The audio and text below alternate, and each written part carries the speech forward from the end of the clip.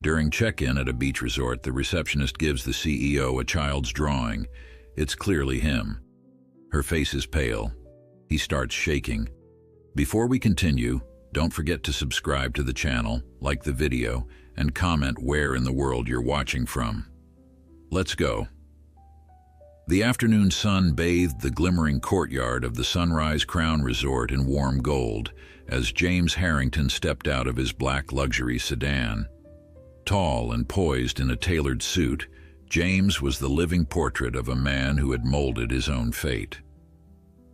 As the 35-year-old CEO of a rapidly ascending tech conglomerate, he was accustomed to heads turning whenever he entered a room.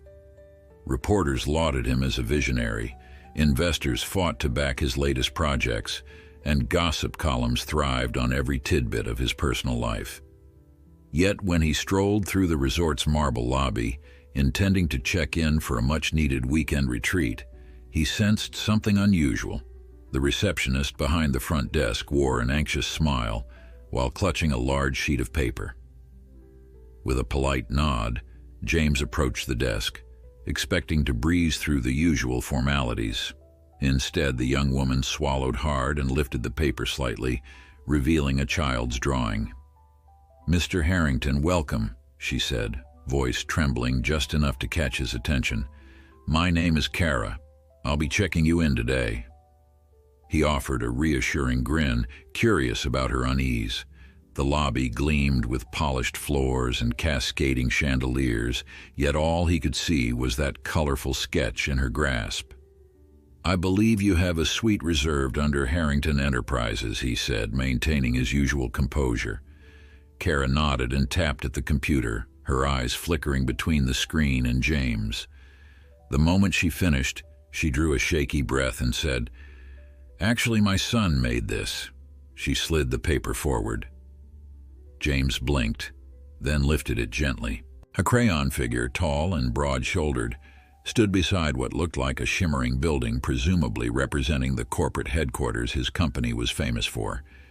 Though the artwork was rudimentary, the details were unmistakable. The expensive watch on his wrist, the slicked-back hair, the grin that the tabloids always described as confident. He felt a strange flutter in his chest. In the high-stakes world of mergers and negotiations, genuine gestures were rare. "He's only 8, but he idolizes you," Kara confessed, cheeks flushing. "He's always reading about your inventions and success stories. When he heard you'd be staying, he begged me to give you his drawing. I'm sorry if it's weird, but he was so excited about it." James swallowed. "It's not weird," he said, managing a soft smile. "Tell your son I'm honored." Carefully, he placed the drawing in his leather portfolio so it wouldn't get crushed. Somehow, that simple act carried more weight than signing $1 million contract. Kara's relief was palpable. "Your suite is on the top floor," she continued, sliding a keycard across the counter. "If you need anything, please let me know." As James took the keycard, he noticed her ringless left hand and the faint circles under her eyes. Single mother, he thought, fighting a pang of empathy. He thanked her and followed a bellhop toward the elevator, still a bit startled by his own reaction to that drawing. Had it stirred something in him, a memory of simpler times, or flattered his ego? Once upstairs, he entered a lavish suite bathed in soft light from floor-to-ceiling windows. A king-size bed dressed in crisp linens, plush armchairs, and an unobstructed ocean view greeted him. Yet his thoughts lingered on that drawing. He'd seen paintings of himself before, portraits commissioned by wealthy associates, caricatures from press clippings, even an oil painting gifted by a European prince who admired his work. But no piece had carried the raw sincerity of those crayon lines. Removing his jacket, James set his portfolio on the coffee table, carefully drawing out that humble masterpiece. He studied the bright colors, the bold strokes, and realized he felt oddly grounded. Perhaps, he mused, being seen through a child's eyes offered a glimpse of the man he used to be, before boardrooms became battlefields. His phone chimed. jolting him back to reality. It was a text from his chief financial officer requesting an emergency conference call in an hour. So much for unplugging, he thought, rubbing his temples. He tapped a quick reply, agreeing to join, then crossed the room to gaze at the sparkling shoreline below. People lounged on pristine sand, oblivious to the corporate storms that haunted men like him. As he watched, his reflection glimmered in the glass, the same composed face that graced magazines. Yet he couldn't shake the feeling that he was missing something essential, something beyond wealth or public acclaim. Thoughts of Kara's weary smile and her son's artwork tugged at him, hinting that maybe real connections mattered more than achievements. With a sigh, he headed to shower. An hour later, James found himself in the suite's living area, laptop open, suit jacket back on, addressing his executive team through a video call. Graphs and spreadsheets filled the screen, talk of share prices overshadowing any thought of personal reflection. He navigated the conversation with practiced ease, diffusing concerns about market volatility and promising a strategic plan. Yet, in the back of his mind, he kept recalling Kara's hesitant apology, the faint hope in her expression when he accepted her son's drawing. When the call ended, he realized he'd only half listened to the CFO's closing remarks. He closed the laptop, tension knotting in his shoulders. For once, the urgency of business felt hollow. He needed air, or maybe perspective. Checking his watch, he decided to head downstairs again. The resort's lounge was alive with soft music and murmured conversation. James slipped onto a stool by the sleek marble bar, ordering a simple sparkling water. Normally, he might indulge in a top-shelf whiskey, but tonight he wanted clarity. As he sipped, someone approached cautiously. Turning, he saw Kara still in her uniform, her name tag gleaming under the lights. "Mr. Harrington," she said, keeping her voice low, "I just wanted to make sure you were comfortable." He nodded, offering a smile. "Yes, thank you. And please call me James." She looked momentarily flustered, then allowed a small smile to form. "James," she repeated, as though testing it on her tongue. He gestured to the seat beside him, and she perched there carefully, clearly off-duty but still alert to protocol. "I hope I didn't cross any lines earlier," Kara said, her gaze flicking nervously around the lounge. "Teddy was so adamant about you getting that picture, and I worried it might seem unprofessional." James shook his head. "Not at all. Actually, it was refreshing."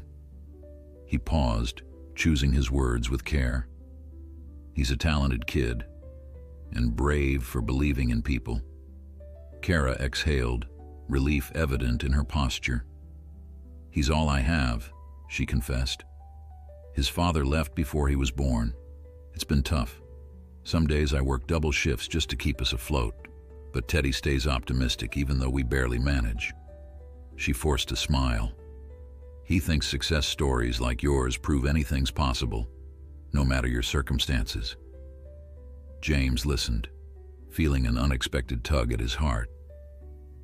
He remembered his own childhood, the cramped apartment, the nights when money was scarce and hope even scarcer. Now, seated in a world of fine furnishings and endless opportunities, he realized how easily he had forgotten those roots. "I admire him," James said quietly. "It takes courage to keep believing in tomorrow." Kara studied him, probably surprised by his sincerity. He drained the last of his sparkling water, then set the glass down. "Listen," he continued, voice lowering. "If you ever need anything, help with Teddy's schooling or a chance to catch your breath, let me know." She froze, tears pooling in her eyes. "Thank you," she whispered, but he saw a flicker of pride there too. She didn't want charity. She wanted a life for her son. "I appreciate the offer." That night, James slept fitfully in the sprawling comfort of his top-floor suite. He should have been at ease. The bed was soft, and the ocean breeze wafted in through barely parted curtains. Yet his mind refused to settle. Images of Kara's tired eyes and Teddy's hopeful drawing kept drifting through his thoughts. He'd come here to escape the relentless pace of corporate life, but somehow the resort had placed another human story right at his feet, one he couldn't simply ignore. By dawn, the sky was streaked with pink and gold. James rose early, dressed in casual attire he rarely got to wear, and ventured down to the beach. A faint hush lingered, broken only by the rhythmic crash of waves. Although he wasn't the type for morning strolls, the clarity of that gentle seashore held a certain charm. He walked across damp sand, letting the cold foam lap at his expensive sneakers, aware that a part of him was longing for answers he couldn't immediately define. Was it pity he felt for Teddy and Kara, or something more personal? His phone buzzed, slicing through the morning stillness. Sighing, he checked the caller ID. It was his CFO again. A quick pang of frustration rippled through him. Even here, miles from the office, there was no real escape. He debated letting it ring, but habits died hard. After 3 rings, he tapped the screen. "James Harrington," he answered, voice measured. Immediately, the CFO launched into a report about a prospective deal that had hit a snag. Leaning against a piece of driftwood, James listened, responding curtly and suppressing the swirl of conflicting emotions. He'd spent years striving for this apex of success. Now it felt like a chain around his neck. Was there no moment in which he could just be? Ending the call, he gazed at the rising sun, brightening the horizon with a fiery glow that gilded the water's surface. He resolved to push business aside for a few hours at least. Returning to the lobby, he caught sight of Kara at the front desk, busy checking out a cluster of guests. She wore the same polite smile, but exhaustion underlined her features. When she glanced up and saw him, she gave a faint nod of acknowledgement. He nodded back, a silent promise in his gaze. After grabbing a quick breakfast, James settled into a corner of the lounge with his laptop. He told himself he'd merely scan email, not dive into anything too taxing. Yet the moment he logged on, queries and updates poured in. He grimaced, shoulders tensing. The weight of obligations bore down on him until he finally shut the screen, determined not to lose these rare days of peace. A sliver of guilt gnawed at him. Hadn't he built an entire empire so he could afford time away, free to experience life beyond contracts? His thoughts returned to Teddy's drawing, the child's wide grin captured in those bright crayons. That picture had awakened something James couldn't label. As a younger man, he'd dreamt of family someday, but that day had never arrived. Work took center stage, relationships faltered, and everything else became secondary. Now, seeing how this boy idolized him, James felt equal parts humility and confusion. The child saw him as a hero, but was he living up to that vision? Late morning found him on a sunlit terrace sipping an iced tea and reviewing brochures for the resort's activities. He skimmed listings for snorkeling excursions, spa treatments, guided hikes. Nothing grabbed him. He was about to return to his suite when he spotted Kara cleaning tables in a quieter corner of the terrace, a large tub of glasses balanced against her hip. Her shoulders drooped with fatigue. Without pausing to think, he rose and walked over, gently tapping her on the shoulder. She spun around, startled, nearly losing her hold on the tub. "Mr. Harrington," she breathed, adjusting her grip. "Is everything okay?" He nodded. "Everything's fine, but you look like you could use a break." Her cheeks colored. "I'm all right, it's just a lot of hours." A flicker of stubborn pride lit her expression. "I can handle it." James raised his hands in mock surrender. "I'm sure you can, but maybe there's something I can do. Are you off anytime soon?" Kara shrugged. "My shift ends in a couple hours, and then I have a second shift tonight." He frowned. "All in one day? That can't be healthy." She gave a resigned laugh. "Bills don't wait for me to feel rested." For a moment, James had no response. He remembered his own mother, who juggled double shifts at a diner so he could attend a decent school. His success now felt uncomfortably akin to survivor's guilt. "At least let me buy you lunch when you get off," he said. "There's a cafe near the pool, not too fancy, but nice enough to feel like you're taking a breather. I promise I won't keep you long." She hesitated, eyes darting around to ensure her supervisor wasn't watching. Then she offered a quiet nod. "All right, thank you." Her sincerity cut through his usual defenses. Before he could second guess, he gave her a polite half smile and turned to leave. It startled him how quick he was to offer help without his typical analytical approach. Hadn't he built his empire on systematically weighing choices? And here he was, following an impulse spurred by compassion. A couple of hours later, James waited at a small, shaded table beside a turquoise pool. The midday sun shone fiercely, reflecting off the water in shimmering fragments. Resort guests lounged on deck chairs, sipping cocktails or reading under umbrellas. He sipped a glass of water and tried to ignore the swirling voice in his head that insisted he should be making calls, finalizing deals, or working on corporate proposals. For once, he wanted to do something for someone else, not as a transaction, but as a genuine gesture. When Kara arrived, she'd changed out of her uniform into a simple blouse and pants. He noticed a hesitancy in her step, as if uncertain she should even be there. "Thanks for agreeing to this," James said, standing to greet her. She settled across from him, fiddling with her hair. "I really appreciate the invitation. I don't get a chance to eat at the resort's nicer spots." He signaled the waiter, who appeared promptly with menus. "Order whatever you like," James said gently. They made small talk at first. The weather, the resort's occupancy rates, the best local beaches. Eventually, the conversation shifted to Teddy. Kara described how bright and curious he was, how he devoured news about technology and leadership, particularly any story featuring James Harrington. "He's convinced you have some secret formula for making dreams real," she joked. James paused mid-sip. "If only," he replied, a tinge of regret in his tone. "Hard work, persistence, and a bit of luck are the real ingredients. But I remember how magical it all seemed to me when I was young." She nodded. "Teddy believes in you. That drawing, it took him days to perfect. He wanted to capture you exactly. He even tried to mimic your signature watch." James felt a tightness in his chest. "It was very thoughtful," he said softly. Then he ventured something he'd been wrestling with all morning. "I was thinking, if you don't mind, maybe I could meet Teddy.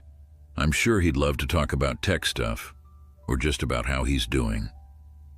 His words were cautious, aware this might seem too personal an offer.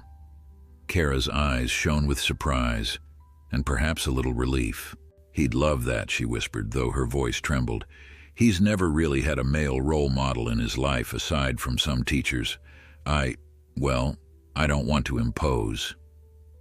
James shook his head, setting down his fork. "You're not imposing.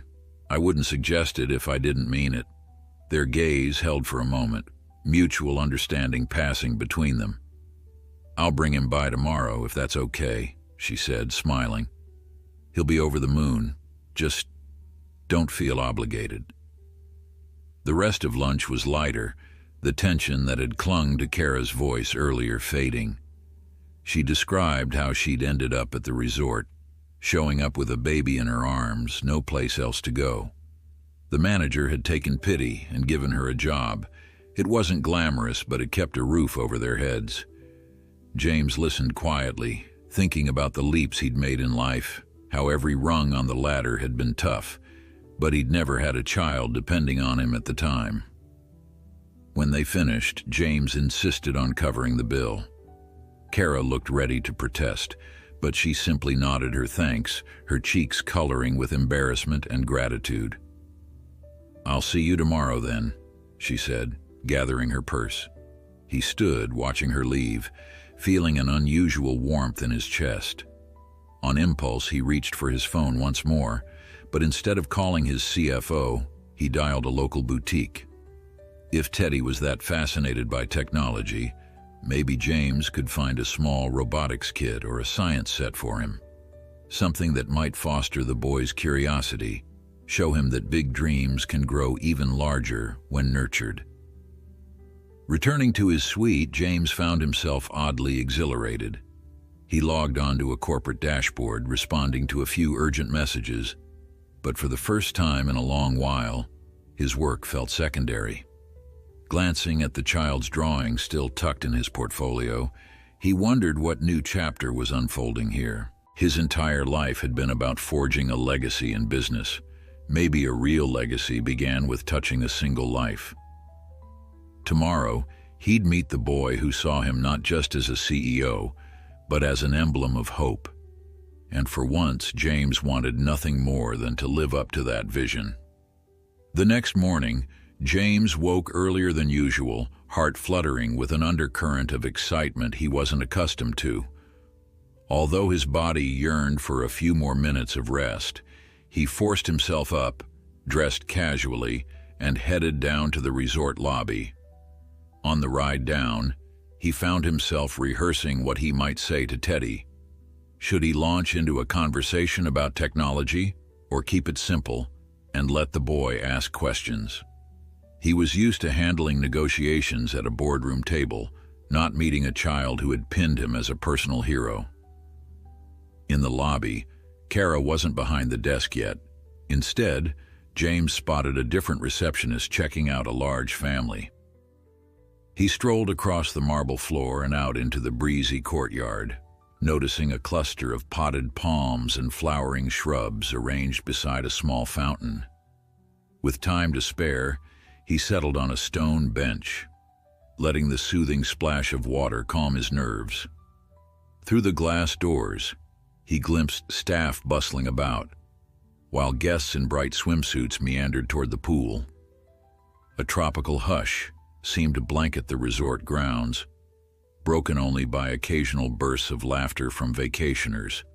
He glanced at his phone, catching the reflection of his own face in the black screen. Composed, maybe even confident, yet a flutter remained in his chest, a sign that this morning mattered in ways no high-stakes deal ever had. When Kara finally emerged, he rose to greet her. She wore a simple sundress, and beside her stood Teddy, small, sandy-haired, and wide-eyed. The boy held Kara's hand but kept craning his neck to take in the towering columns of the resort entrance. "There he is," James said, forcing a friendly tone he hoped wasn't too stiff. Kara offered a smile, and Teddy blinked up at him, starstruck. "Hi," the boy managed, releasing his mother's hand. He stepped forward, eyes brimming with curiosity. I'm Teddy." James lowered himself slightly to meet Teddy's gaze, extending a hand in a gesture that felt more genuine than any corporate handshake. "I'm James Harrington," he said softly. "It's nice to meet you. I've heard you're a big fan of tech." Teddy's entire face lit up, his voice emerging with an enthusiasm that outweighed his earlier timidity. "Yes, and I love reading about your inventions. You made that cool device that helps farmers track their crops from satellites, right?" Surprise and admiration flickered in James's eyes. He hadn't expected the boy to know such specific details about his projects. "I did," James replied.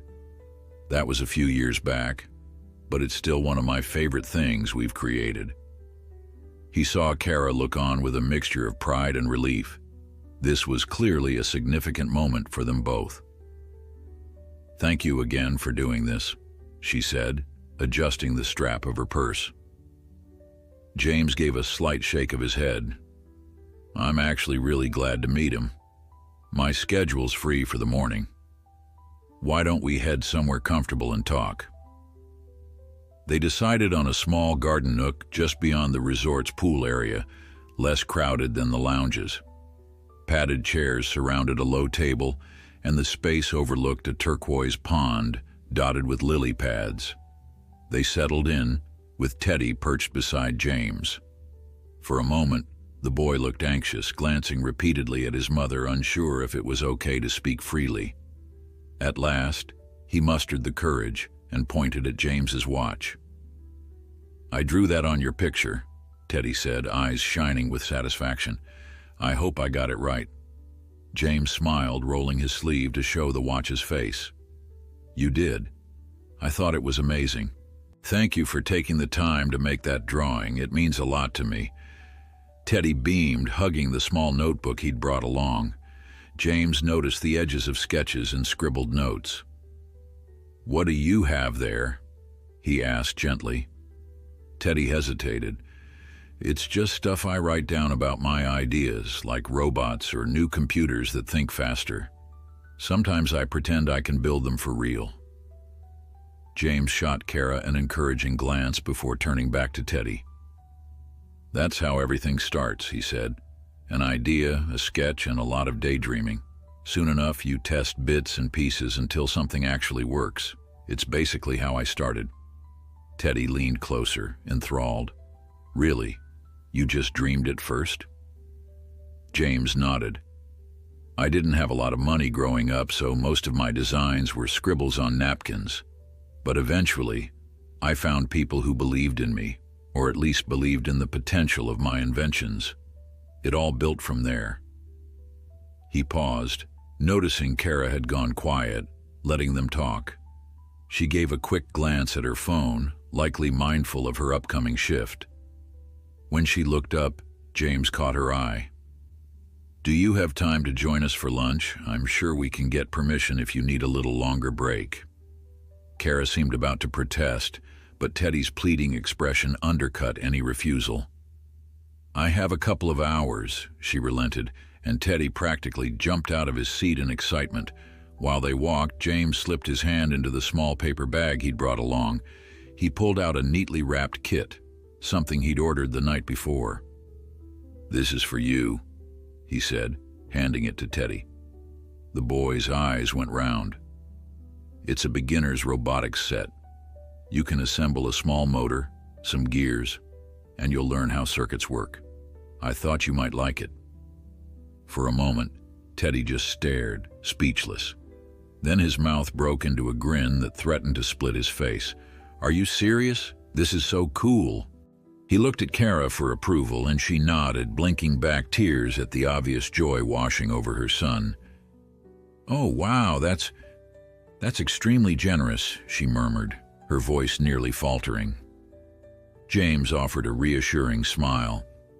"It's just a small start. I figure a bright kid like you, Teddy, needs the right tools."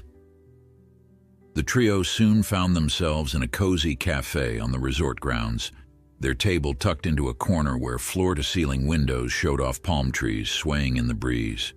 Teddy immediately tore into the box with trembling fingers, eyes sparkling at each piece. Kara glanced at James and mouthed a silent, "Thank you." He simply nodded. While Teddy fiddled with instructions, James asked Kara softly, "How's your day looking?" She shrugged. "I'll finish this afternoon, then I have an hour break before I pick up the evening shift." He frowned. "That's a lot. Do you ever get time off?" She laughed without humor. "We close in a few weeks for renovations, so the staff is pushing for extra hours. That's how it is." James wanted to protest that no one should have to endure that schedule indefinitely, but he also recognized she wasn't looking for pity. Instead, he nodded, letting the conversation drift. Teddy soon demanded their attention, pointing out diagrams in the booklet. "Look, Mom, it explains how to connect the battery to make the wheels spin." Kara feigned wide-eyed astonishment, but her genuine pride showed. Over the next half hour, they sipped fruit juice and nibbled on sandwiches as Teddy asked question after question about design and programming. James patiently answered, occasionally breaking into a grin at the boy's unbridled passion. Eventually, Kara checked the time. Reluctantly, she said, "We need to head back to the desk soon, honey. I'm sorry." Teddy slumped. "But I want to keep building." James shot her an understanding look. Could I watch him for a while? Maybe bring him back when you have to start your evening shift. If you're comfortable with that, he added quickly. Kara hesitated. She glanced from Teddy's eager face to James, searching for any hidden motive, but only found sincerity. I guess that would be okay, she said, voice tinged with uncertainty. Teddy's expression brightened immediately. Yes, please. He gathered the robot kit, clutching it like newfound treasure. Kara placed a gentle hand on Teddy's shoulder. Stay with Mr. Harrington, all right? Listen to him.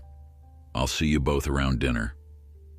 Then, shooting James a look of gratitude that went beyond words, she headed off. As he and Teddy left the cafe, James felt a curious mixture of delight and responsibility. He guided the boy across the manicured lawn toward a quieter patio near the resort's event center.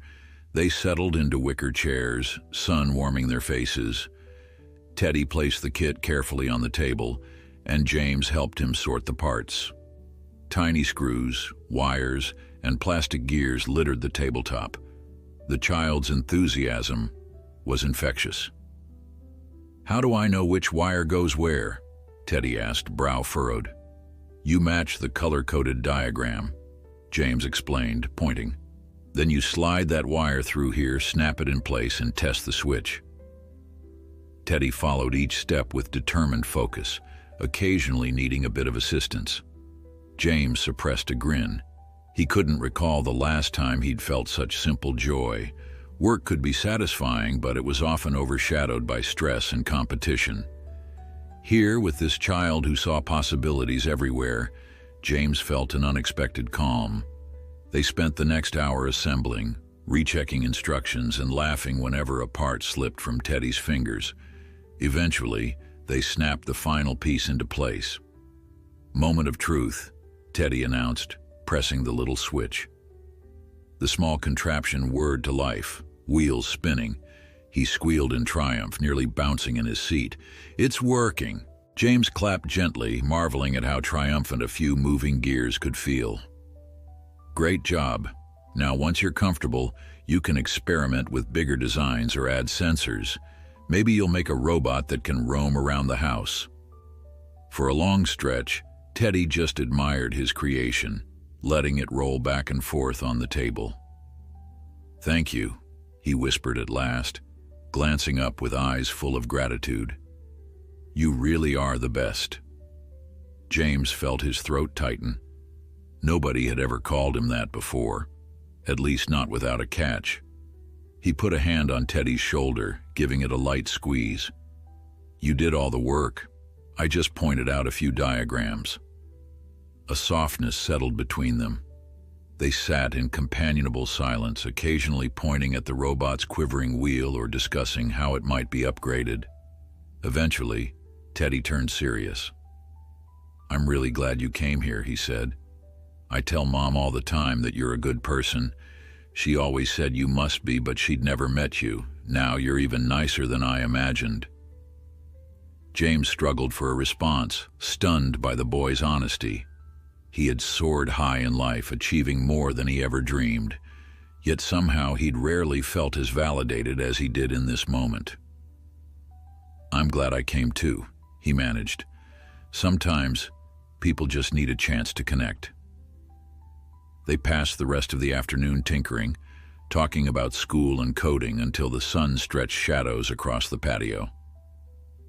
When dinner time neared, James guided Teddy to the staff entrance, where Kara was wrapping up her break. She beckoned them over, her relief evident. Did everything go okay? Teddy launched into a breathless explanation of how the gears functioned, practically dancing with excitement. Kara ruffled his hair, hugging him tight. James lingered, feeling a reluctance to let the moment end. I'd love to do this again, he said, shifting his weight. Whenever it fits your schedule. Kara offered a soft smile, the exhaustion in her eyes eased by the joy flickering across her son's face. We'd like that too, she replied. Thank you for everything. James nodded, sensing this was only the beginning. Something was unfolding, a change in his meticulously controlled life. and he found he didn't mind at all. He retreated to his suite that evening with a swirl of new feelings, half surprised at how quickly Teddy's presence had become something he looked forward to. The airy living room, draped in the glow of dusk, felt strangely hollow without the boys' chatter. James set the partially assembled robotics kit on a side table, turning it over in his hands with a thoughtful smile. Perhaps tomorrow, he mused, they could add a sensor or experiment with a different chassis. It was an odd sensation, anticipating a child's company more than the thrill of another power deal. He tried to distract himself by checking email, but the messages felt distant. Shareholders wanted updates on expansions. A new partner demanded a revised contract, and his CFO requested another urgent call about a potential acquisition.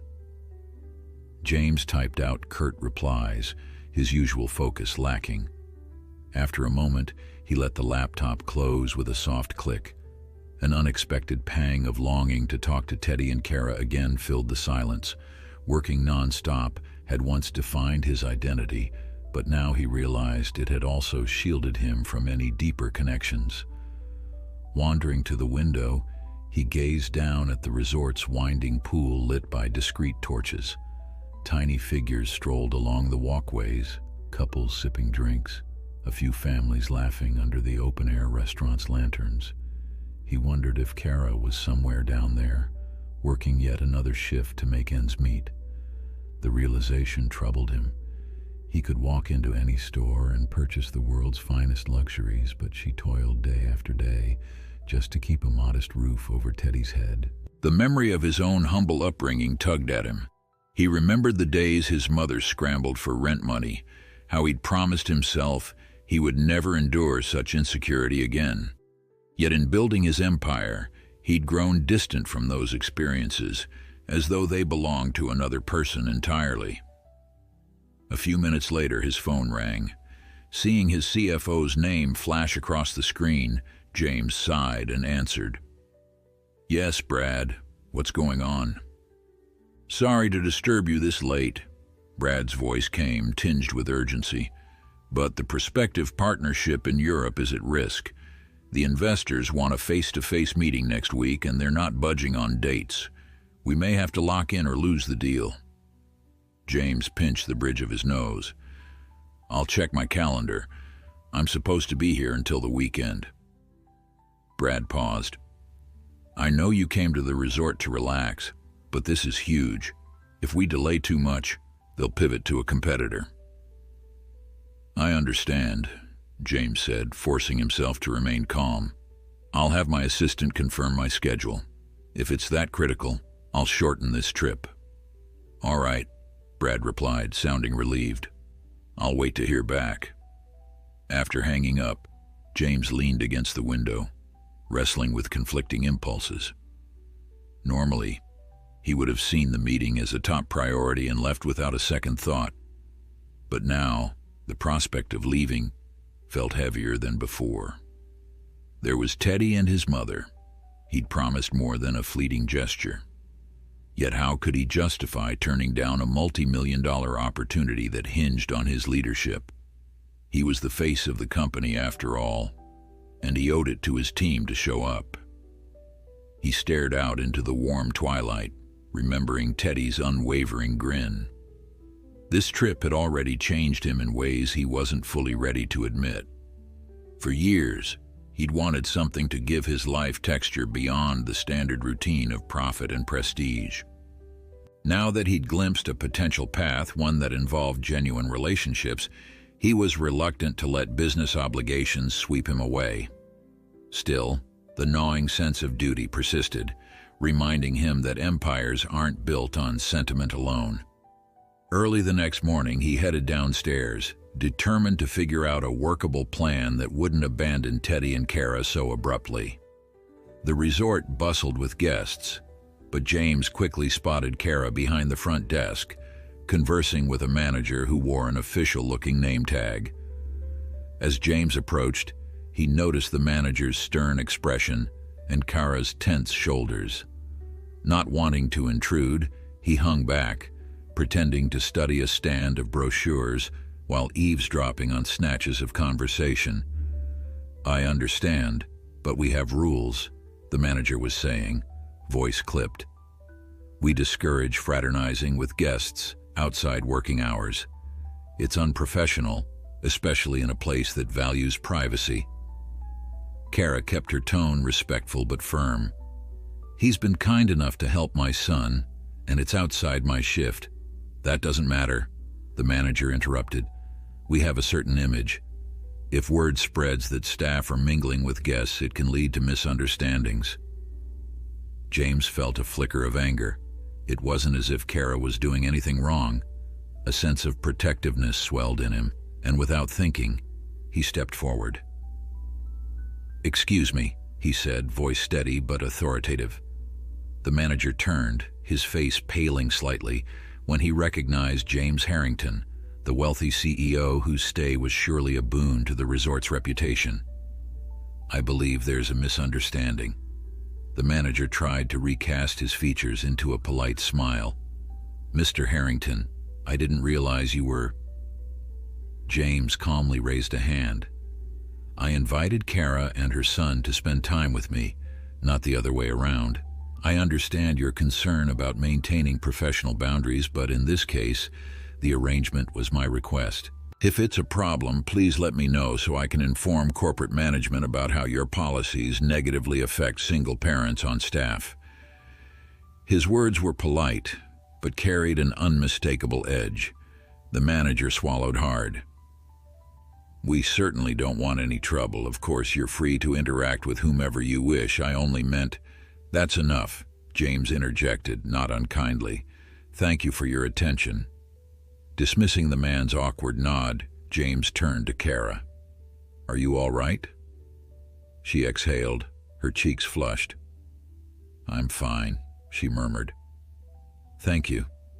This isn't the first time we've had that conversation, though. Management prefers we keep our distance from guests." James gave her a reassuring smile. "Well, if it causes too much friction, let me know. I'd hate to think our time together jeopardizes your job." Though he spoke gently, inside he felt a roiling mix of guilt and frustration. Guilt that she had to defend herself for something as harmless as letting her child spend time with a friendly guest, and frustration at a system that prioritized image over empathy. Kara shrugged. "It'll blow over. I just need to lay low." She managed a small smile. "Thanks for stepping in. I hope I haven't caused you any inconvenience." He shook his head. "Not at all. Actually, I was hoping we could talk. Maybe somewhere quiet." She glanced around, catching sight of several curious onlookers who had witnessed the terse exchange. "There's a staff lounge just around the corner. It's usually empty this time of day." He followed her down a short corridor, past a door marked "Employees Only." Inside, the lounge was no more than a cramped break room with a worn couch, a vending machine, and a chipped table. Kara motioned to a seat. The fluorescent lights hummed overhead, creating a sterile hum that contrasted sharply with the resort's otherwise polished ambiance. Once they were both seated, James cleared his throat. "I might have to leave sooner than planned," he began, noticing her expression shift immediately to something guarded. "I have a crucial meeting abroad, but I wanted to make sure you and Teddy are okay." Her shoulders sagged slightly. "Oh," she said, forcing a smile. "That's business, right? Teddy will understand. He'll be sad, but—" James leaned forward, resting his forearms on the table. "I don't want to disappear on him. I've seen how excited he gets. I'd like to stay in touch if that's all right. Maybe I can call him or video chat while I'm gone, and I do plan to come back." Kara studied his face, as though trying to discern if his words were genuine. At length she nodded. "That would mean a lot. I don't want him to feel abandoned by someone he looks up to." She lowered her eyes. "He's always had trouble when people leave his life." Her admission struck James with sudden force.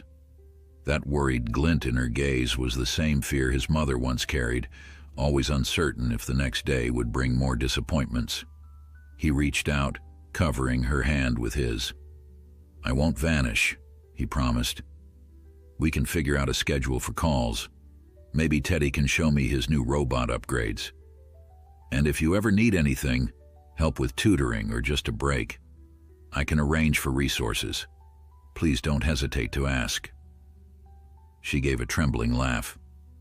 "You make it sound so simple, but I'm not used to relying on anyone." "I get it," he said. "Independence is admirable, but sometimes we all need a bit of support." They shared a moment of silence, the hum of the overhead lights filling the small room. Eventually, she withdrew her hand, a flush creeping across her cheeks. "Thank you," she said, voice quiet. "I'll talk to Teddy. He'll be glad you want to keep in touch." James stood, smoothing down his shirt. "I'll let you get back to your shift. I just didn't want to leave things unsaid." She rose too, her gaze wandering over the scuffed floor. Then she met his eyes. "I appreciate that, and James, thanks truly. You've given Teddy something he's never had before, a sense of real possibility." He felt his chest tighten at the sincerity in her words. For a moment, neither spoke. Then she led him back into the corridor, and he watched her slip behind the front desk again, resuming the brisk efficiency of a hard-working employee. Turning on his heel, James crossed the lobby, noting the manager's contrite nod as he passed. Outside, sunlight poured through the glass doors, highlighting the courtyard's vibrant flowers. He decided to take a walk before returning to his suite. Each step carried the weight of his looming departure. Although he hated leaving this new connection behind, responsibilities beckoned. Yet a spark of hope flickered within him, reminding him that the story with Kara and Teddy might not end just because he had to fly out for a business deal. Instead, he could let it mark the start of something meaningful, something that transcended corporate milestones and transcended the confines of a fleeting vacation. If a restless 8-year-old with big dreams could see the best in him, maybe James could learn to see it too. And maybe, just maybe, this was the first step toward a life that balanced ambition with empathy, building not just wealth, but also genuine bonds. James realized that leaving the Sunrise Crown Resort was not a matter of if, but when. The CFO's calls, the looming overseas deal, and the sense of duty that had shaped him since he was a boy all converged on a single conclusion. He would have to pack his suitcase, check out, and board a flight that whisked him away from the gentle calm he had so recently discovered. Yet beneath that inevitability, an unfamiliar ache tugged at his conscience. For someone who always prided himself on swift, resolute actions, he now found himself dragging his feet, reluctant to close this new chapter so abruptly. Early in the morning, he called his assistant Audrey to confirm flights. She informed him that the European investors insisted on meeting within 48 hours. He paced around the spacious living room of his suite, phone pressed to his ear. The plan was to fly out the next day, present Harrington Tech's roadmap to an exclusive investor circle, and possibly sign a preliminary agreement. Normally, he would have tackled such news with unflagging efficiency, but his mind kept drifting back to Teddy's laughter and the earnest gratitude in Kara's eyes. Strange how personal attachments could disrupt even the most methodical man. Sighing, he stepped onto the balcony, letting the balmy sea breeze brush against his face. He tried reminding himself that success was built upon seizing opportunities, that these negotiations could fuel an entire year of expansion. Yet a voice in his head countered with an image. Teddy hunched over his new robotics kit, brow furrowed as he tried to align a set of gears, and Kara, exhaling in relief when James promised he would not vanish. He realized with a start that he wanted to be the man who kept that promise, not just a CEO who spoke polished words he wouldn't follow through. Determined to leave on a note of honesty, he made his way downstairs. The front desk manager recognized him instantly, bowing slightly in a gesture of hospitality. James asked politely if Kara was available. The manager, still wary after their last exchange, nodded and disappeared behind a door. A few minutes later, Kara emerged, looking both curious and faintly worried. "Is something wrong?" she asked, stepping aside so she wouldn't block the flow of arriving guests. James motioned toward the nearby seating area, where rattan chairs overlooked potted palms. When they were settled, he cleared his throat. "I have to leave tomorrow," he began, voice subdued. Her face fell, though she tried to mask it. "So soon?" He nodded, palms pressed together between his knees. "The deal is urgent, but I wanted you to hear it directly from me. I can't delay. My company counts on me to finalize things." A flicker of disappointment passed over her features, but then she forced a reassuring smile. "I understand, James, really. I never expected you to stay forever." He hesitated, noticing how tired she looked. The overhead lights in the lobby caught the faint lines of stress at her temples.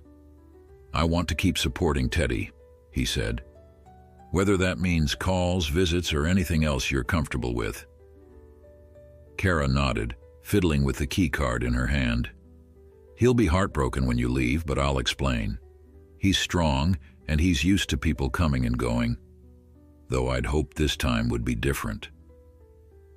Her words stung more than James anticipated.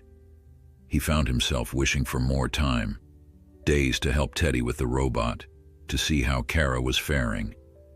Yet the demands of his business loomed. "I promise I'll be back," James said, voice steady. "In the meantime, I can arrange some resources, maybe enroll him in a small robotics workshop that partners with my foundation. It could keep him inspired and learning." Her eyes lit up, and for the first time, James noticed how the pink glow of a nearby orchid reflected against her skin. "That would be incredible," she breathed. "He's never had that kind of opportunity. But I don't want to impose." James shook his head firmly. "It's not an imposition. It's an investment in a bright mind. I've seen how quickly he picks up concepts." Silence lapsed between them, filled with the muffled chatter of guests and the faint clink of luggage wheels on tile.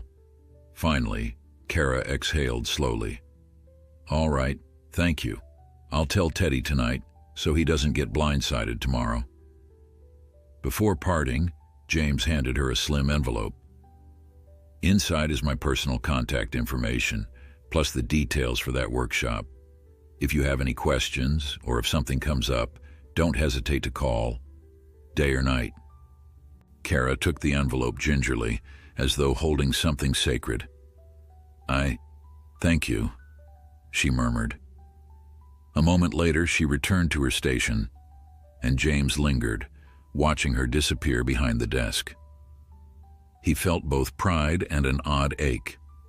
Pride in stepping beyond his usual domain of business negotiations, ache for the inevitable goodbye. He hoped Teddy would remain as bright and optimistic even in his absence. That evening, James found Teddy waiting for him in the courtyard, perched on a low wall overlooking the main fountain. The boy's face lit up the moment he saw him, though James noted the small slump in his shoulders. Word had already reached Teddy that time was short. "Mom said you have to leave," Teddy stated quietly. James nodded, stepping closer. He wished he could conjure a different reality, one in which he had no flights to catch. "Yes, but it's not goodbye for good. I'll come back, and until then, we'll stay in touch. You can show me every upgrade you make on your robot." Teddy rubbed his eyes as if to hold back tears. "I've never really had someone teach me stuff like you did. It's usually just me reading books and guessing." James's throat tightened. He set a gentle hand on Teddy's shoulder. "You're doing great on your own, and we'll keep exploring your ideas together. I've set up a workshop where you can go if you want to meet other kids who like robotics. Would you like that?" Teddy's eyes widened. "Really?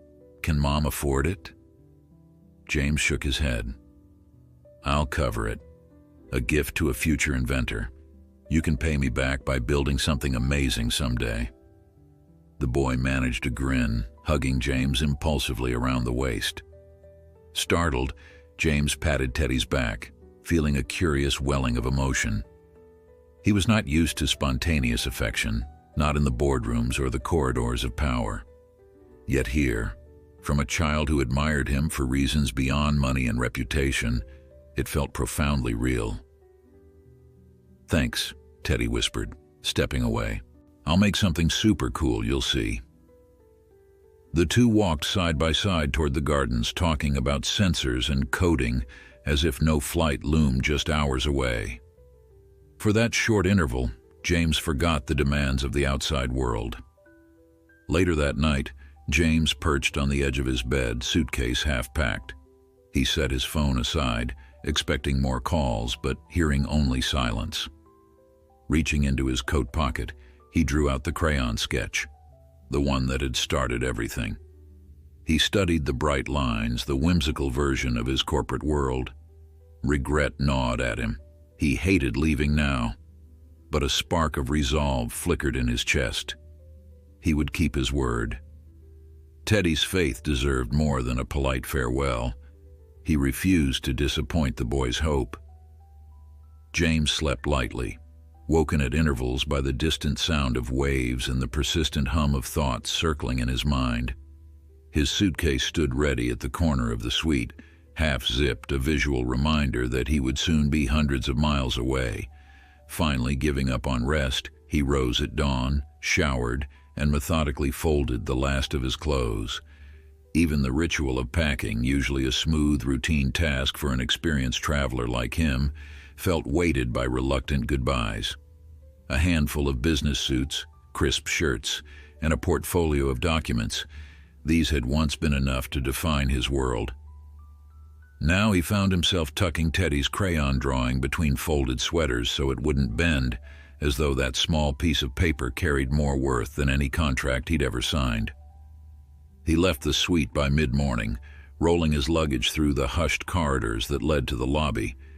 The air smelled of polished floors and the faint perfume of tropical flowers. Guests bustled around, some heading to breakfast, others checking out for a next destination.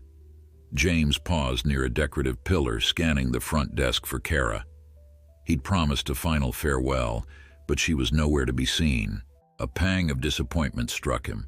Maybe she was busy in another wing or had the day off, an unlikely occurrence given her schedule. He reminded himself that they could talk later. After all, he'd handed her all his contact details. Still, he craved a last conversation, an assurance that this connection wouldn't vanish the moment he stepped through the resort doors. Moments later, a voice called from behind. "James!" Kara hurried toward him, out of breath, her hair slightly askew. She must have been in a rush. The faint flush in her cheeks indicated she'd come from another part of the resort at speed. Tugging Teddy by the hand, she offered an apologetic smile. "We just found out you were heading out now. Sorry, I had an early shift in housekeeping today." James felt relief surge through him. "I'm glad I caught you. I was worried I'd have to leave without saying goodbye." Teddy clung to a small gift bag. His face reflected a mixture of pride and sadness. He stepped forward, extending the bag toward James. "It's for you," Teddy said, voice trembling slightly. "I made you something last night." Curious, James reached inside the bag. He found a short handwritten note, some small sketches of new robot ideas, and a keychain molded from clay. The shape resembled an abstract letter. J. Teddy reddened. "It's not perfect, but, maybe you can put it on your briefcase or something." James examined the tiny sculpture, touched by the boy's earnestness. "I love it," he said, letting sincerity shine through. "Thank you." Then he turned to Kara. "When I land, I'll message you. We can set up times for calls, and please do get Teddy into that workshop if he's interested. It'll be good for him." She nodded, blinking away tears. James knelt down so he was at Teddy's eye level. Keep dreaming big, okay? And keep track of all your robot ideas. You never know which one might change the world." Teddy nodded vigorously, though tears threatened to spill. "I will. Don't forget about us." "Never," James promised. He stood, gave Kara a final nod of gratitude, then forced himself to walk away before lingering emotions overwhelmed him. Outside, the air was brighter and hotter than it had been the day he arrived. A resort employee helped load his bags into the sleek black town car that would shuttle him to the airport. Sliding into the back seat, James felt a hollow tug. As they pulled away, he looked back once, catching sight of Teddy and Kara on the curb. Teddy waved furiously, the gift bag dangling from his other hand. James raised his own hand in response, heart twisting as the resort's gates receded. The drive to the airport was smooth, the road bordered by tall palms and glimpses of turquoise water. Usually James would be on a call, strategizing. Instead, he let the driver handle the silence. He replayed memories from the last few days. Teddy's fascination with motors, Kara's quiet determination, the feeling that for once his presence mattered in someone's life beyond the bottom line. Though the upcoming conference still pressed on him, he silently vowed to maintain a bond with them. He refused to let life's treadmill steal this chance at meaningful connection. At the airport, a private lounge awaited him, courtesy of his travel status and well-known success. He sank into a plush seat by the windows, where jets taxied on the tarmac. His phone vibrated. It was Audrey, confirming that the European investors had rescheduled their entire day to accommodate his arrival. They were eager, almost desperate, for the partnership. James responded with a brief acknowledgement, then cast a fleeting glance at the clay keychain in his hand. It was a small, lumpy shape, the kind that only a kid's imagination could elevate to art. In that moment, he thought it more precious than any polished corporate gift. The flight itself offered James a window of solitude he rarely indulged. High above the clouds, he closed his eyes and considered the future. If this European deal closed successfully, Harrington Tech would expand faster than ever. New offices, bigger staff, a broader global imprint. Usually, that prospect filled him with excitement, but now he found himself torn. Ambition had powered him for so long, but after witnessing how much a little gesture meant to Teddy, he wondered what else he'd missed chasing profit and position. When he landed, his usual driver was waiting in a glossy sedan. The city was old and stately, its architecture a blend of centuries-old grandeur and contemporary skyscrapers. Checking into a five-star hotel felt mechanical, an echo of the countless times he'd done this on trips before. In the marble-floored lobby, well-dressed staff greeted him by name. As he reached his suite, he discarded his luggage and sank onto a velvet armchair, glancing wearily at the clock. It was late here, but he calculated the time difference for Teddy. Possibly the boy would still be awake, although it was nearing bedtime back at the resort. Without overthinking, James lifted his phone and dialed Kara. After 2 rings, she picked up, sounding surprised. "James?" "Hey," he said softly. "I landed safely. How are you?" She let out a small laugh, relief mingling with fatigue in her tone. "We're okay. It's kind of you to call." In the background, he heard Teddy's voice perk up. A moment later, the boy's excited greeting reached James's ear. "Hi, Teddy," James said, allowing himself a grin. "It's nighttime for you, right?" "Almost," Teddy replied, voice muffled as if half buried in blankets. "Mom said you're in Europe now. Is it cool there? Are there robots?" James chuckled. "I'm sure there are robots somewhere. But I just got to my hotel. Tomorrow I'll meet some business partners. I wanted to check in on you first." He heard the soft scrape of the phone as Kara took over again. "Thanks for calling. It means a lot," she said gently. "I'll let Teddy say goodnight." After a brief goodbye from the boy, James ended the call, feeling unexpectedly lighter. In the hush of the lavish suite, he realized that this was the first time in years he'd phoned anyone just to say hello with no business motive in mind. It felt good, albeit unfamiliar. The following day, James dressed in a tailored suit and headed to the grand conference hall. A row of flags fluttered outside, and inside, a line of polished tables displayed prototypes of cutting-edge technologies. Investors milled about, many recognizing James and stepping forward with their best handshakes. He performed the expected pleasantries, but his mind drifted occasionally to the memory of childlike wonder, Teddy's scribbles or bright eyes whenever a circuit clicked into place.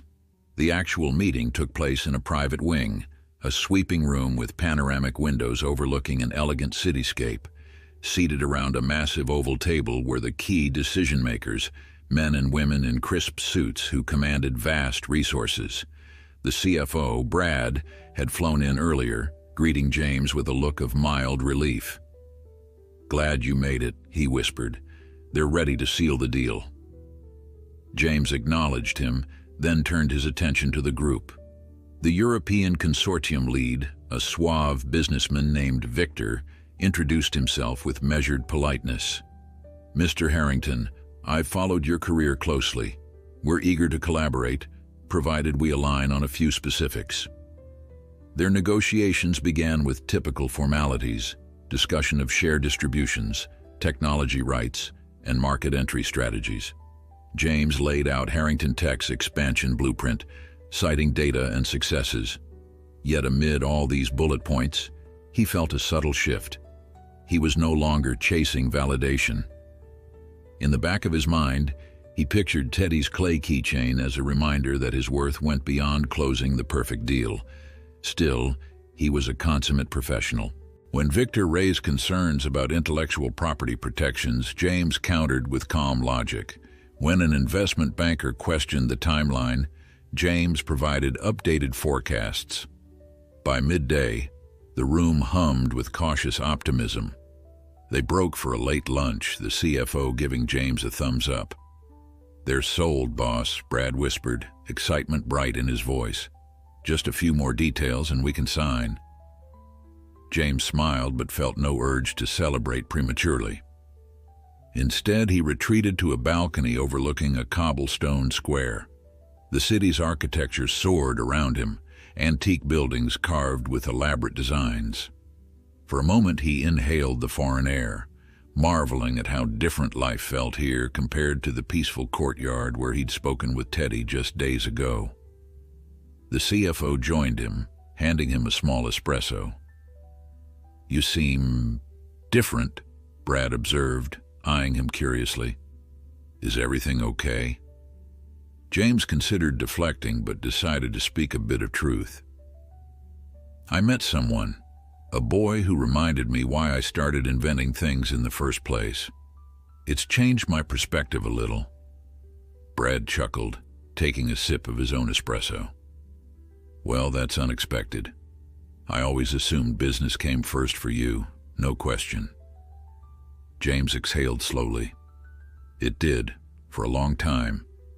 Maybe it still does, but not in the same way. Let's just say I realize there's more to life than the next merger." When negotiations resumed, James's focus sharpened. He wanted to secure a partnership that would benefit not just Harrington Tech's bottom line, but also the projects that might inspire bright minds like Teddy's. By the end of the afternoon, pens were poised, documents ready. Victor flashed a triumphant smile. "Congratulations, Mr. Harrington," he said, offering a handshake that represented millions of dollars and a bold new frontier. Cameras clicked, capturing the moment. Yet as James placed his signature on the dotted line, a wave of relief mingled with an unspoken thought. He missed the resort, missed the refreshing ease of a conversation where no one wanted to pick his brain for profit. It was a hollow triumph, if it meant losing the sense of purpose he'd discovered through a child's faith in human ingenuity. So as the final flashbulb popped, James found himself already planning how soon he could return, how soon he could see Teddy's next invention or catch Kara's grateful smile. because for all the magnitude of this deal, his heart had shifted to a different measure of success. James remained in Europe for 2 more days, tied up in post-deal formalities and endless discussions with local partners. The conference rooms he frequented boasted vaulted ceilings and tasteful modern art, but despite the elegance, a restless ache clung to him.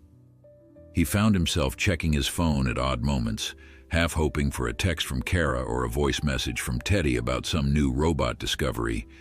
Yet Kara, always mindful of boundaries, stayed quiet, and Teddy, likely wary of bothering him, kept his distance. The only real contact came when James mustered the courage to call at bedtime their time, a fleeting exchange that left him wanting more. On the final afternoon before his departure home, James signed additional paperwork alongside the CFO in a sleek downtown office tower. Polished floors reflected his mirrored shoes, and the tinted windows showcased a panoramic cityscape. Brad was in high spirits, already discussing how they might replicate this success in other markets, but James's mind drifted. He recalled how enthralled Teddy was by the thought of building circuits that could help people. He began to wonder whether his next big project could somehow include kids like Teddy, bridging corporate innovation with grassroots education. Late that evening, James packed his suits into the same luggage he'd brought to the resort. As he zipped his bag, he found the small clay keychain Teddy had made for him, safely stowed in an interior pocket. Its uneven edges and childish shape were oddly comforting, an anchor to the sense of genuine connection he'd stumbled upon. On impulse, he affixed it to his carry-on, letting it dangle from the zipper. There was no reason to hide it. His flight back home began early the next morning, and the glow of the airport's fluorescent lights felt strangely sterile after the lively gatherings of European investors. Once he was settled into his seat, business class humming with subdued chatter, he flicked his phone to airplane mode. Leaning back, he closed his eyes, exhaling tension. It would be a long flight, but at least it would bring him closer to a place he now thought of in more personal terms. He wasn't returning to the resort just yet. His own corporate offices awaited him in the city. But simply being on the same continent as Kara and Teddy felt like progress. When he touched down in the States, Audrey met him at the airport with a well-organized folder of urgent matters. A sleek town car whisked them into the heart of downtown, where Harrington Tech occupied a glass-walled skyscraper. The CFO and a handful of senior staff had arrived a few hours earlier, returning from the European trip on a different flight. They were already at the office, preparing a strategic rollout to announce the new alliance.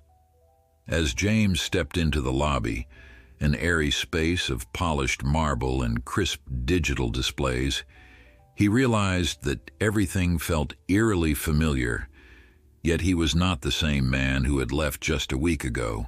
He'd never minded the frenetic pace or the hum of employees greeting him with polite nods, but now the entire environment seemed to lack the warmth he'd tasted by the ocean. He forced a professional smile and responded to greetings, wishing he could slip away and call Teddy to let him know he was back in the country. Within minutes, he was ushered into a high-level briefing. The CFO, Brad, stood at the head of a conference table, ready to recap the European trip for Harrington Tech's board members and departmental leads. They spoke in glowing terms about synergy, expansions, and newfound opportunities. James delivered his part with polished ease. He outlined the scope of the partnership, the prospective revenue streams, and the brand elevation they would secure. Applause scattered around the room, subdued but sincere.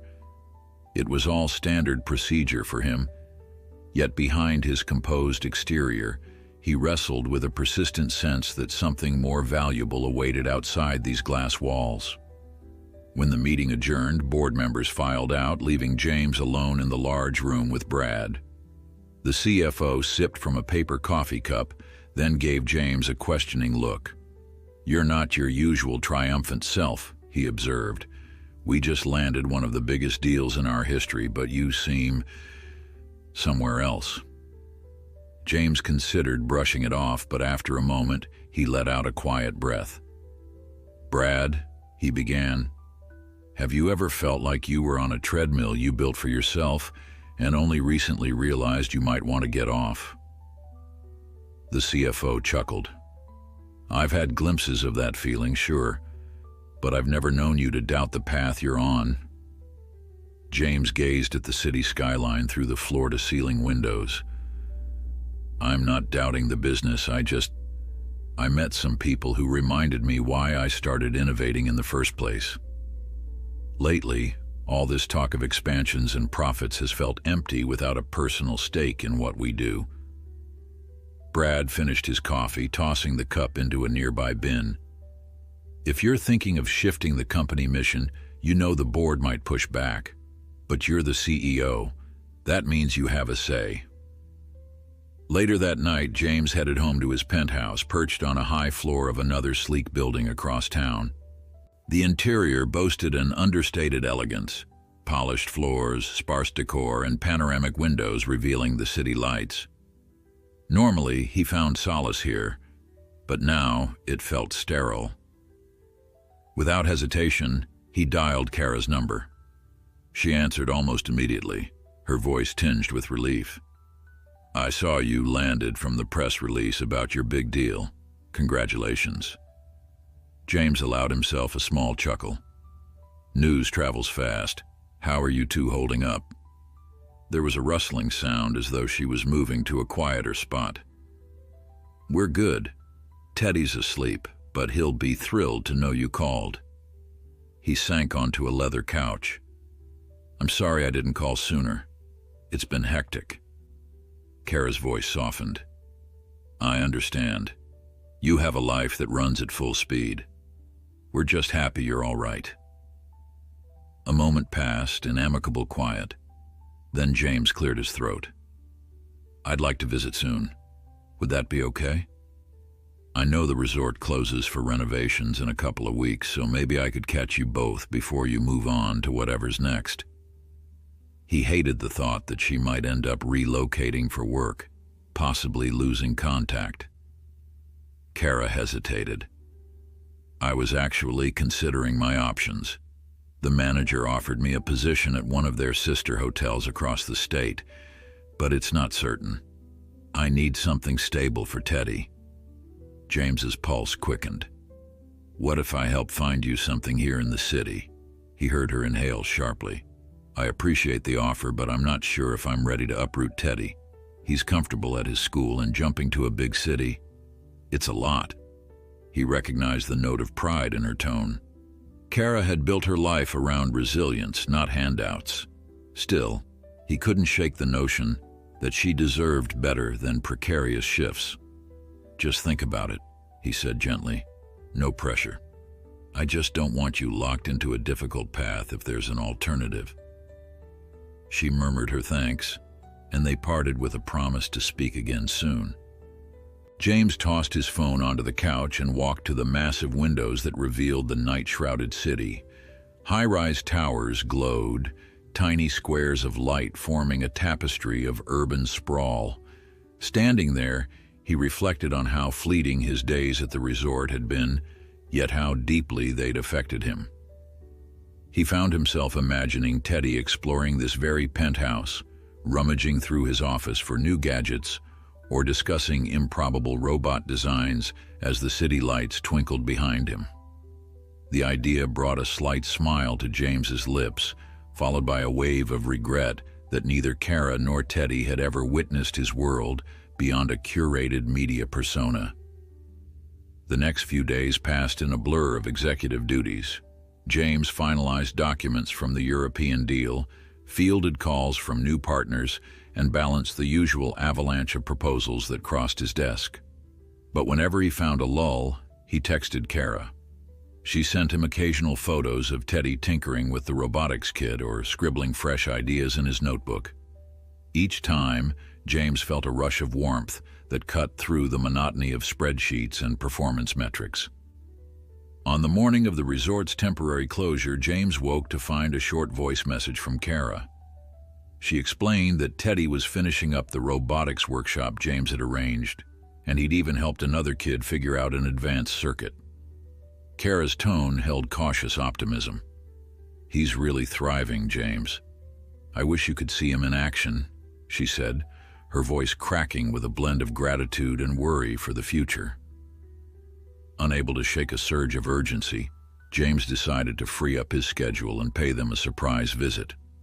He instructed Audrey to handle all non-critical matters, hopped into his car, and navigated toward the highway that would lead to the resort's coastal region. The sky was a brilliant blue dotted with clouds that promised a balmy afternoon. As the cityscape melted into winding roads flanked by palms, a sense of anticipation thrummed in his chest. When he arrived, the resort's main entrance stood noticeably quieter. A few trucks were parked nearby, likely prepping for the renovation. No bustling line of tourists, no families flocking to check in. James parked and headed inside, passing workers who were carrying supplies to the lobby. A manager he recognized from before greeted him nervously, explaining that most staff had completed their final shifts. "We're doing deep maintenance," the man said. "Not sure who's still around, but you can check the staff lounge." James made his way through half-lit corridors until he reached the lounge. The smell of cleaning agents hung in the air, mingling with the mustiness of unused corners. There, among stacked chairs and half-packed boxes, he found Kara kneeling on the floor, sorting towels into two separate bins. Her hair was tied in a messy bun, and she looked up at him startled as though seeing a ghost. "James," she breathed, rising, "what are you doing here?" He cracked a smile, heart pounding. "I wanted to see how you and Teddy were holding up before this place shutters. Where is he?" Kara wiped her hands on her faded jeans. "He's actually finishing the last day of that workshop off-site. I'm supposed to pick him up later." She paused, eyes flicking over him. "You really came just for us?" "Of course," he said simply. "I want to hear about how he's doing, see what I can do to help." Her composure wavered, gratitude mixing with surprise. "We were just about to figure out the next step. My contract here is done, so I have a week to decide on the new hotel job." James nodded. "Look, let's talk it through. If you don't mind, maybe we could pick Teddy up together and see what he's working on." She agreed, closing up her sorting station. They walked side by side through the half-dismantled lobby, where tarps and scaffolding awaited the real construction work. Stepping into the warm afternoon air, James led them to his car. The drive was quiet at first, but gradually Kara relaxed, leaning into the seat. "You must think I'm foolish for hesitating," she said softly, gazing out the window. "Moving to the city could open better doors, but I'm scared to uproot Teddy." James kept his eyes on the road. "He's resilient," he assured. "And if you had a stable position, with your hours better arranged, you might be able to spend more time with him. Plus, I know people who could help you find a place to live, maybe near good schools." Kara remained silent, no doubt grappling with the fear of losing the small security she had. Then she squeezed her eyes shut briefly. "Can we talk about it more after we get him?" "Absolutely," he replied, swallowing a surge of hope. He wanted to promise her that everything would work out, but he'd learned enough from her pride and resilience to tread gently. Soon they pulled up to a modest building where the robotics workshop took place. Children spilled out the doors, toting half-finished contraptions and chattering excitedly. Among them, Teddy emerged, scanning for Kara. The instant he saw James, his mouth dropped open and his eyes went round with delight. He dashed forward, the small body clutched, rattling from side to side as though it shared his excitement. "You're here," he cried, voice echoing in the parking lot. James knelt to greet him, laughing as the boy's arms wrapped around his shoulders. "I missed you," Teddy confessed, pressing his face into James's collar. A warmth flooded James's chest. He closed his eyes for a moment, embracing the boy's genuine affection. When Teddy pulled back, his grin beamed bright as daylight. "I have so much to show you," he babbled. "This new robot can sense light and move toward it." He thrust the contraption forward, wires jutting from a small circuit board. "That's incredible," James said, ruffling Teddy's hair. "I can't wait to see it in action." Kara stood off to the side, watching them both with a mix of relief and something akin to awe. In that moment, James felt as though he had already achieved more than any corporate conquest. This, being greeted with pure, unguarded excitement, was a richer success than any share price could provide. The drive back from the workshop was alive with Teddy's excited commentary, every word tumbling out as if he feared he might forget some crucial detail. He perched in the back seat, proudly holding his newly modified robot on his lap. Kara sat beside him, occasionally glancing at James in the front passenger seat. Every now and then, James caught her reflection in the rearview mirror. Her eyes held gratitude, tempered by the uncertainty of what lay ahead. Teddy was still in full flow as James pulled into the nearly deserted parking lot of the Sunrise Crown Resort. His high-pitched enthusiasm spilled over into the warm afternoon air the instant they stepped outside. "James, watch this," Teddy insisted, setting the little robot on the hood of the car. It whirred into motion, an LED flickering as it sensed the sunlight. With a delighted squeak, it trundled toward the brightest spot, nearly toppling over the edge before Teddy rescued it with both hands. "See? Light sensor. We coded it ourselves." James grinned, feeling an irrepressible swell of pride. "That's amazing. You've really taken this to the next level." He glanced at Kara. "He's come so far in just a few days." She brushed a stray hair from her face. "He's a determined kid. Once he sets his mind to something, he won't stop." They made their way into the quiet lobby, where scattered supplies and half-covered furniture bore testimony to the impending renovations. Most of the guests were long gone, leaving behind only a skeleton crew. Teddy led them toward a cluster of armchairs, as if eager for one last memory in the place he'd called home for so long. Kara set down her bag. "I still have to finalize a few paperwork details with the manager. Do you mind waiting here?" James nodded, taking a seat. "Go ahead. We'll be right here." Teddy slid into the chair beside him, carefully placing his robot on a small table. "Mom's been worried about what happens next," he confided in a low voice. "She says we might move to another hotel. But I like it here. I like the workshop you got me into. I like—" He hesitated, then looked down. "I like having you around." James felt a gentle tug on his heart. "I like being around too," he said softly.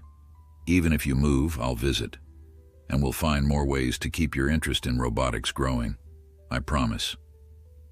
For a moment, Teddy's expression wavered between hope and fear, as though he struggled to believe this new bond could withstand the uncertainty of relocating. But slowly, he nodded. "I know you're busy. Mom says you have a big company and a million things to do." James lifted his shoulders in a faint shrug. "True, but that doesn't mean I can't make time for important people." Teddy brightened, as if James's words confirmed something he'd been afraid to believe. Then Kara returned, holding a set of folders. "All sorted, though it doesn't change the fact the resort is closing," she said with a wry smile. "They did say I could come back in 6 months, once renovations are done, but that's half a year with no steady job." James rose, fiddling with the car keys in his pocket. "In the meantime, let's talk over your other options. Maybe we can find a solution that gives you stability and Teddy a good environment." He hesitated. "If you're not comfortable discussing it here, we can go for coffee, or if you prefer to wait." She shook her head. "No, that's all right. Might as well talk now before we lose track of each other in all this chaos." Her voice carried a note of resignation, but also a flicker of hope. They walked out to a half-empty outdoor cafe that was still open, serving the last of the straggling guests and construction workers. James settled across from Kara, while Teddy sat between them, gently tinkering with the robot in his lap. A waiter approached, taking their order with a subdued efficiency that matched the resort's winding-down energy. "So," James began after the waiter left, "what's the new hotel job you've been offered?" Kara sighed. "Another housekeeping and front desk combo. The pay's marginally better, but the hours are unpredictable. I'd start in a month. The hotel is in a tourist town, not quite as fancy as this one." She paused, eyes drifting to Teddy. "At least it's not too far from his current school, but far enough that I'd need to drive him every morning." James tapped a thoughtful finger on the table. "That might work, but it still sounds like you'd be juggling a lot. Have you considered something else? Maybe a different line of work?" She laughed, the sound laced with cynicism. "I don't have a college degree. Most of what I know is customer service, housekeeping, whatever I've done to get by. Nobody's exactly lining up to hire me for an office job, and even if they were, who'd watch Teddy during nights or weekends?" "I understand," James said quietly. He folded his hands together. "But what if I could help you find a position that offers more structured hours or training opportunities, maybe with my company's hospitality branch or even in an administrative role somewhere else?" Kara's eyes flickered with both intrigue and caution. "I appreciate the offer, but I don't want to be a charity case. I want to earn what we get." "It wouldn't be charity," James countered gently. "It's opening a door. You'd still have to walk through it, prove yourself, just like any candidate. All I can do is put your name in front of the right people." She studied the table's surface for a moment, her silence charged with internal debate.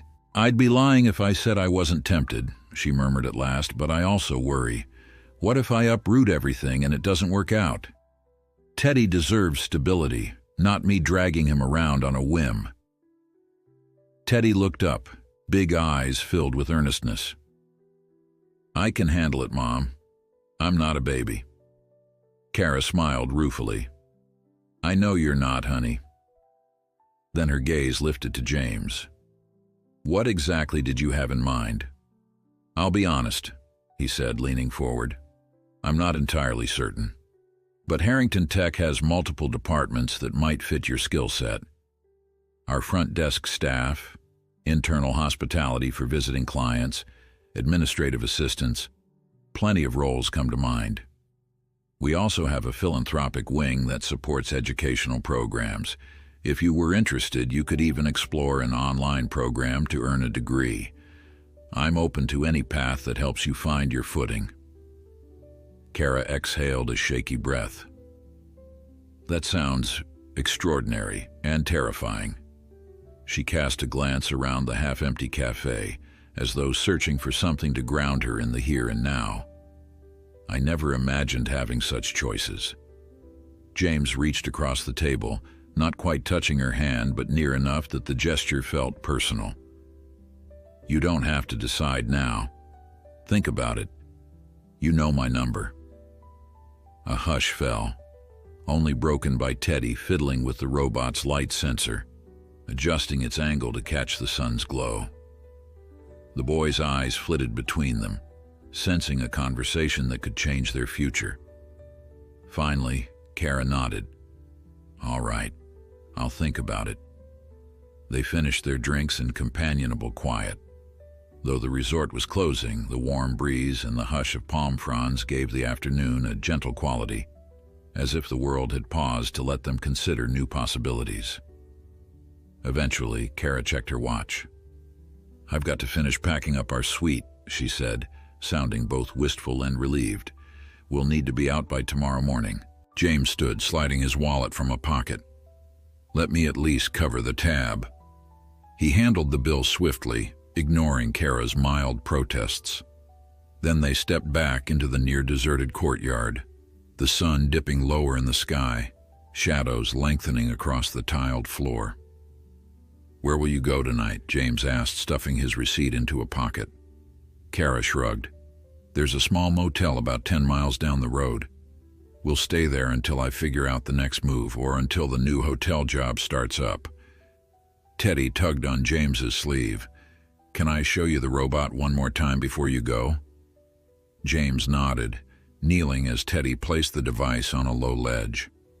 The contraption buzzed, found the light, and scooted toward it. "It's perfect," James said warmly. "You'll have to send me videos when you upgrade it." "I will," Teddy promised. "Will you come visit us at the motel?" The question held a quiver of vulnerability, the fear that once James departed, he might remain only a memory. "If you'd like me to, absolutely," James replied, standing up and looking Kara in the eye. "You have my number and you can call me any time. Tomorrow I'll check in on you and see how things are going." He paused. "And if you decide to explore the city option, I can come get you. Both of you. We'll figure it out together." Kara's lips curved in a faint smile, doubt mingling with a cautious optimism. "All right, thanks." She hoisted her bag higher on her shoulder, then gently took Teddy's hand. "We should get going. We still have a room to clear out." James watched them walk away, mother and son facing the unknown with quiet bravery. The sight stirred a wave of protectiveness inside him, as well as an odd sense of purpose. While the world of corporate expansion had consumed him for years, this new mission, ensuring Teddy and Kara found a solid foothold, felt profoundly more important. He lingered in the courtyard until they disappeared around a corner, then exhaled. Overhead, the sky glowed with the warm hues of late afternoon. The same hush that had marked the resort's slow shutdown now filled his heart, but in its place was the soft hum of hope. He had once believed success meant controlling every outcome. Now, he recognized that true success might lie in letting others in, creating a path for them to thrive alongside him. Nightfall cast long shadows over the winding road leading away from the resort. James had intended to drive straight back to the city, but he found himself slowing, hesitant to leave the area so soon. His headlights cut through the dimming light, illuminating weathered road signs. 10 miles to the small motel Kara had mentioned. Only 10 miles. A voice in his head insisted he should push on home, deal with pending matters at Harrington Tech in the morning. Yet he couldn't ignore the urge to ensure Kara and Teddy were safe. If they'd left the resort for that motel, it might comfort them to know they had a friend nearby. After a quick internal debate, he turned onto a side road that curved through a patch of coastal pine trees. Within 15 minutes, he spotted a weather-beaten sign. "Sunrise Inn." No vacancy flickered weakly beneath a single floodlight. He pulled into the gravel lot, where a handful of cars sat crookedly parked. A shabby main office stood at one end of the lot, its neon sign humming in the still air. Further down, a row of low-slung rooms stretched in a line, their doors painted the same chipped shade of green. James killed the engine, checking his phone. No messages from Kara, though he hadn't told her he might show up. He glanced around, wondering which room might be theirs. With no clear plan, he slid out of his car, feeling oddly nervous, an unfamiliar sensation for someone who usually strode into boardrooms with unshakable confidence. But this situation was personal, and he didn't want to intrude on Kara's privacy. He took a few steps toward the office, then halted at the sight of a figure emerging from one of the rooms. It was Kara. She paused under a flickering porch light, jingling a set of keys in her hand. Even from a distance, James recognized the fatigue in her posture. She turned, spotted him, and gave a start, dropping her keys with a clatter. He stepped forward, concern flooding his face. "I'm sorry," he called softly, retrieving her keys. "Didn't mean to surprise you." She let out a shaky laugh, pressing a hand to her chest. "It's okay. I just wasn't expecting anyone." Her gaze flicked to the dark sedan behind him. "What are you doing here?" He tried to read her expression, worried he might be intruding on a vulnerable moment. I couldn't shake the feeling you two might need a hand settling in, or at least I wanted to make sure you were all right. I didn't mean to ambush you if this is a bad time. It's not, she began, then exhaled slowly. We're still unpacking. Teddy's inside. I sent him to take a quick shower. It's not much, she added, nodding toward the motel room door. But we'll manage a few nights until we figure out what's next. James offered a tentative smile. Mind if I come in? I brought a few snacks and bottled drinks in case you haven't eaten. She hesitated, keys jingling softly. Then, with a cautious nod, she motioned him toward the room. Sure, thank you. They stepped inside a cramped space lit by a single overhead bulb. Faded floral curtains hung crooked over the window, and a small table near the door held a microwave and mini-fridge.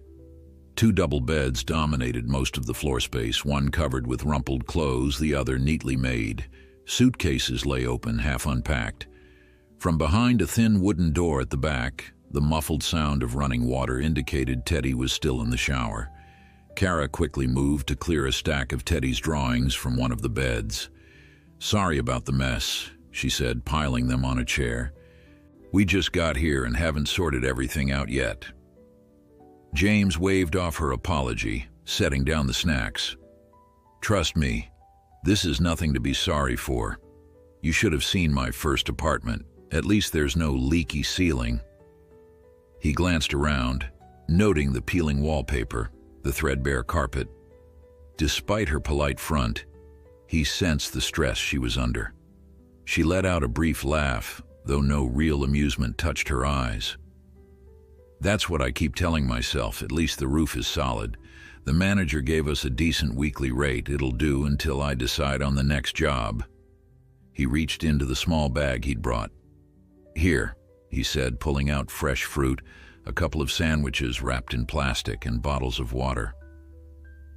I didn't know if you'd have dinner sorted, so I grabbed something quick. Touched, Kara accepted the offering. Thank you. I was actually about to go find a grocery store after Teddy finished his shower. Then you can wait till morning, James replied, a note of relief in his voice. No need to rush out at this hour. At that moment, the bathroom door creaked open. Teddy appeared in pajamas, hair damp and a wide grin splitting his face at the sight of James. You came, he exclaimed, beelining across the room. Are you here to help us pack or something? James chuckled, ruffling Teddy's still wet hair. Your mom mentioned she needed to settle in. I just wanted to make sure you guys were okay. He pointed to the food. Also brought you some dinner. Teddy's eyes lit up. Awesome. He scrambled onto the neatly made bed, crossing his legs and peering into the plastic bag. Ham sandwich, he declared, pulling one out. Sweet. As Teddy began to devour his meal, James noticed Kara discreetly wiping her eyes, as if overwhelmed by a mix of gratitude and embarrassment. He pretended not to see, giving her space to regain composure. Instead, he stepped over to the messy bed where Teddy's drawings lay scattered. One caught his eye, a rough sketch of a robot with wheels and an adjustable sensor arm. Another invention? He asked, lifting the paper carefully. Teddy nodded, mouth full. I'm thinking about making a bot that picks up small trash. Like if people drop candy wrappers, it drives around and collects them, then it dumps them in a bin. Maybe it could help keep parks clean. That's a brilliant idea, James said, genuinely impressed. Simple function, big impact. He turned to Kara. This is what I mean. He's got the kind of curiosity that could lead to real innovation. Kara smiled despite her teary eyes. He's always been that way, always wanting to fix things or improve them. The staff at the resort used to say he'd be a famous inventor one day. James carefully set the drawing aside. He just might. And that's another reason why I think a change of scenery could help. More resources, more mentorship. That's what the workshop felt like, Teddy added eagerly, finishing his sandwich. They taught us so much, and I got to show my project to older kids too. They said they'd never seen an 8-year-old do what I did. His voice brimmed with pride. Then, as if struck by a sudden worry, he glanced at his mom. But if we have to move away from here, will I lose all that? Kara's expression tightened. We don't know yet, baby. We'll do our best to find another program, or see if Mr. Harrington's offer stands. Her gaze shifted uncertainly to James. He nodded. Of course it stands. The city where I live has excellent schools with robotics clubs. Plus, my company's foundation sponsors several youth STEM programs. We could find something right for Teddy. Teddy's eyes flicked between them, hope and apprehension mingling. But we don't really have much money to move. It's complicated, honey, Kara murmured, gently smoothing back a lock of his hair.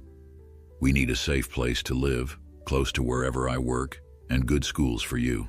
That's a lot to figure out all at once. James understood her reservations. It was a huge leap from a transient job at a resort to establishing a life in a bustling urban environment. You don't have to decide tonight, or even tomorrow, but I wanted you to know the door's open if you're willing to walk through it. We'll do this in a way that respects your independence. Kara exhaled, shoulders sagging as though a weight pressed on them. I'm not ungrateful, she whispered. I never imagined living any life other than juggling what jobs I could find. Stability felt out of reach, so I adapted. Now you're offering something I didn't dare hope for. James approached her gently, placing a hand on her shoulder. The offer isn't pity. You and Teddy have real potential. If you come to the city, you're not bound to me. You can pursue your own career track. But at least let me help you land on your feet. Teddy leaned forward, eyes huge. Mom, say yes, please. We can have a real place. I can show my robot to Mr. Harrington's friends. Torn, Kara pressed her lips into a thin line. It's late, she said, glancing at the dingy motel clock. I need time to think. Let me sleep on it. Tomorrow we'll talk again. Maybe I'll have a clearer head once I get some rest. Accepting that as a fair response, James nodded. All right, I won't push. He glanced at the few clothes and belongings they'd scattered around. Do you have everything you need tonight? Any errands? She shook her head. We're fine. This will do for now. Then, meeting his gaze, she added, Thank you for caring about us. Really caring, not just making a casual gesture. He managed a small smile. You two have reminded me what it means to connect with people beyond business. I should be thanking you. Teddy yawned, dropping the remains of his sandwich wrapper into a small trash bin by the nightstand. The flickering overhead light gave the space a weary aura, as if it too was on the edge of burnout. Spotting the child's drooping eyelids, James patted Teddy's shoulder softly. You need to rest, inventor, he teased. We can't have you dozing off mid-circuit. Kara offered him an apologetic shrug. He's had a long day. You must be exhausted as well after all your travels. James glanced at his watch, noticing how late it had become. It's all right. I'll head back now so you two can get some sleep, but I'll call you tomorrow. If you want me to swing by or help with anything, just let me know. They walked him to the door. Outside, cicadas chirped in the balmy night air. Under a dim exterior light, Kara gave James a faint smile. Teddy clutched his newly minted trash-collecting robot and waved with his free hand. Bye, James. Come back soon. Show me those city robots, okay? I promise, James replied, returning the wave. He slipped into his car, a swirl of emotions tightening his chest. As he backed out of the gravel lot, his headlights briefly illuminated Kara and Teddy standing in the doorway. He caught a flash of their solemn faces before darkness swallowed them.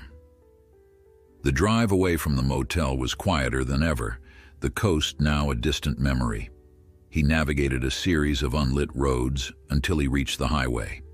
His mind looped through Kara's hesitation, Teddy's longing, and his own steadfast desire to see them thrive. Though he had ample resources, he wondered if his efforts might inadvertently overwhelm them. In the corporate world, he was used to stepping in with a sweeping solution, investment, partnership, or strategic shift, and watching things fall neatly into place. But this wasn't a transaction. It was a leap of faith shared by three people who had only just begun to trust each other.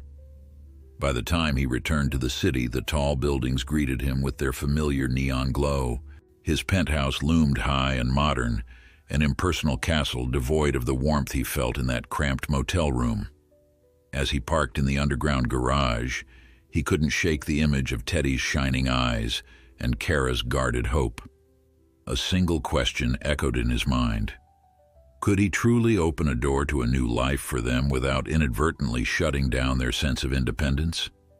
He intended to try, because, for once, ambition meant more than a rise in profit margins. It meant lifting others with him, forging a life in which success wasn't measured in dollars alone. James woke at dawn, having slept only in short, restless intervals. Through the penthouse windows, the city lights shimmered against the retreating darkness, gradually giving way to the first glow of morning. His thoughts had circled endlessly around Kara and Teddy at that rundown motel. He couldn't abide the notion that they might spend weeks or months in that cramped, uncertain space while he carried on in comfort. Yet he also couldn't barge in and uproot them by force of will. He understood that if they moved, it had to be their choice, and one made with both eyes open. He brewed coffee, gazing at the muted skyline as it brightened. The sleek decor of his living room felt emptier than ever, as though it missed the lively patter of Teddy's questions or the quiet steadiness of Kara's presence. Reaching for his phone, he typed a message to Kara. "Good morning. Let me know if you'd like to talk or need anything. I'm free to drive out anytime." He stared at the screen, half expecting no immediate answer, and set the phone aside. By 8 o'clock, he had gone through several work emails without absorbing much. His assistant Audrey had called, reminding him of a midday briefing, but he couldn't focus on standard procedures. He downed the last of his coffee and paced the polished floor, phone in hand. Finally, it buzzed. A text from Kara. "Morning," she wrote. "Teddy's still asleep. I've been thinking about your offer. Could you come by around lunchtime? We can all talk." Relief poured through him, followed by a flicker of nerves. Whatever decision she reached would shape the next phase of all their lives. Shortly after noon, James navigated the highway leading to the motel. The sun beat down and the coastal breeze carried a warmth that felt at odds with the tension coiled in his chest. He found himself rehearsing what he might say. Words of reassurance that they wouldn't become beholden to him, that independence remained possible. Yet no tidy script formed in his mind. Eventually, he resigned himself to honesty, trusting that sincerity would guide them more than any sales pitch ever could. When he arrived, he spotted Teddy standing near the office, eyes scanning the lot as if anticipating his arrival. The boy's face lit up the instant James stepped out of the car. He rushed over, robot in hand, greeting James with breathless excitement. "We made a new modification to the sensor," Teddy announced, words tumbling together. "It can detect darker areas too, so it avoids shadows." James smiled, impressed by the boy's unrelenting curiosity. "That's fantastic. I can't wait to see it." Inside the motel room, Kara was perched on the edge of one bed, folding clothes into a neat stack. Sunlight filtered through the worn curtains, highlighting the tired lines beneath her eyes. She rose when James entered, offering a small smile of greeting. "Thank you for coming," she said, her voice quiet. "Teddy's been excited to show you his improvements." She gestured for James to sit in one of the rickety chairs by the table, where the mini-fridge hummed softly. Teddy hurried to demonstrate the updated robot, placing it on the floor. With a whir, it rotated toward the brightest patch of light near the window, then pivoted away from a darker corner. James knelt, watching with genuine admiration. "This is really clever," he told Teddy. "You're learning so fast." The boy's cheeks flushed with pride, and he took a step back, letting the machine roam freely. When Teddy turned his attention to reorganizing spare parts in a box, James moved closer to Kara. "How are you holding up?" he asked. She exhaled, brushing a loose strand of hair aside. "I've been torn all morning. Teddy's so excited by the possibility of living closer to better schools in your programs, but it's a giant leap for us." Her gaze flicked to the threadbare carpet. "I'm afraid I'll fail." James reached out, resting a hand lightly on her arm. "You're not in this alone. We can strategize step by step. I can find you a position, maybe in our administrative support team.